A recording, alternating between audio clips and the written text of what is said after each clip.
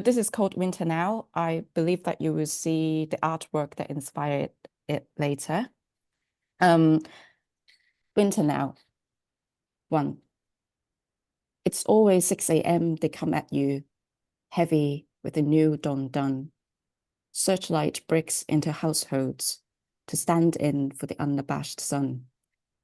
It's time to cherry pick Hong Kong, every ungodly overspill. The rest of us never wake up anew and useless, always superstitious about the arrival of words to bring home who's gone, the acute, quiet baked in our daily bread, our bite-sized offering. 2. Sometimes we enter a room and forget why we're here. Blanked out a few seconds, we are sent messages down a corridor of contacts, not quite returning to the original room.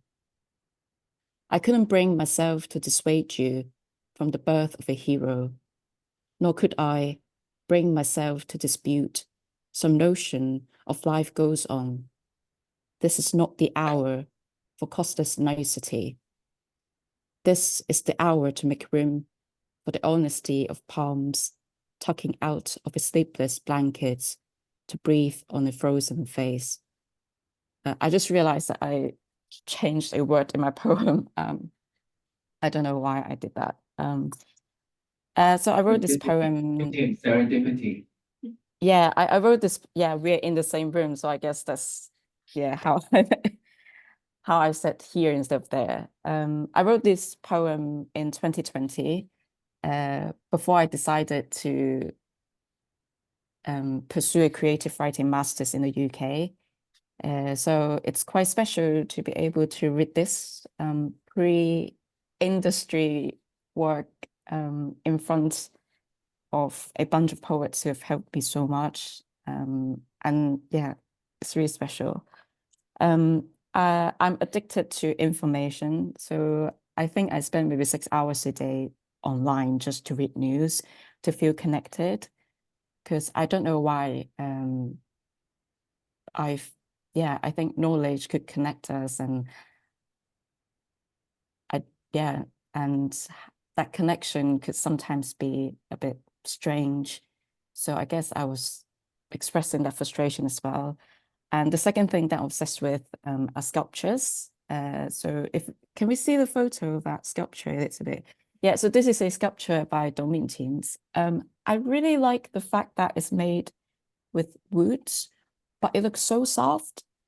And if you search the artist's name on the internet, you will see a series of wooden sculptures that try to capture soft objects. So another piece of artwork that I really liked would be, from afar, it looks like a normal pillow, but if you look closely, it's made of wood.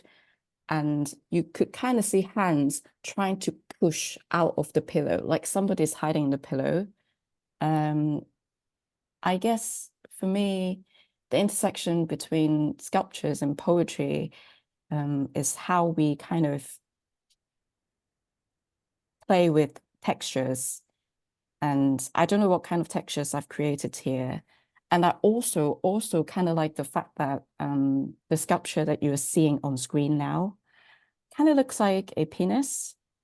It could be my mind, but I think it's really interesting how by just putting this image here with some fingers tucking out of some really thin layer of wood, that could remind you of so many different things. And yeah, I'm really bad at explaining things. So yeah, this is the poem and this is the sculpture. Go check out the artists. Thanks so much. Thank you. So yeah, we do have a good range of what being responded to, or how these poems are connected to. So Nick, would you have any response to that? Yeah, I have short paragraph for you guys. Already.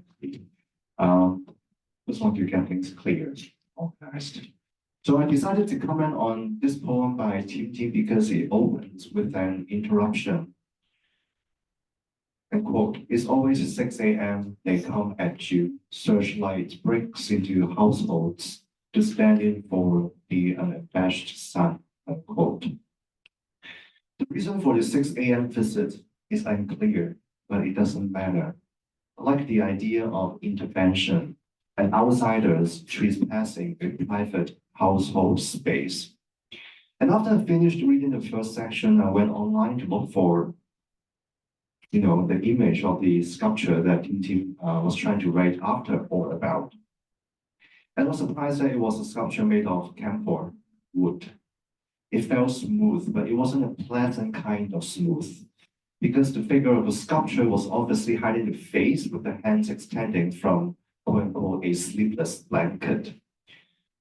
The body of the figure and the blanket merged as one. The figure was hiding from something.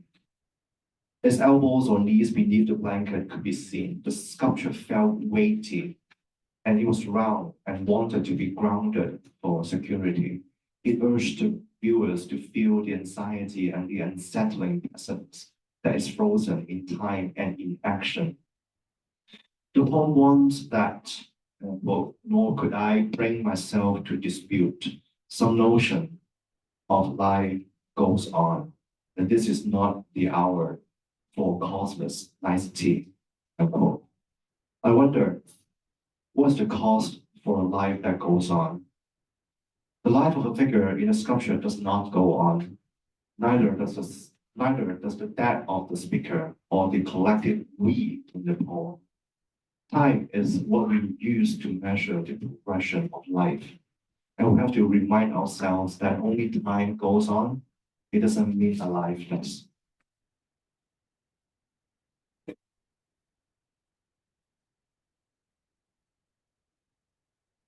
Another poem on its own.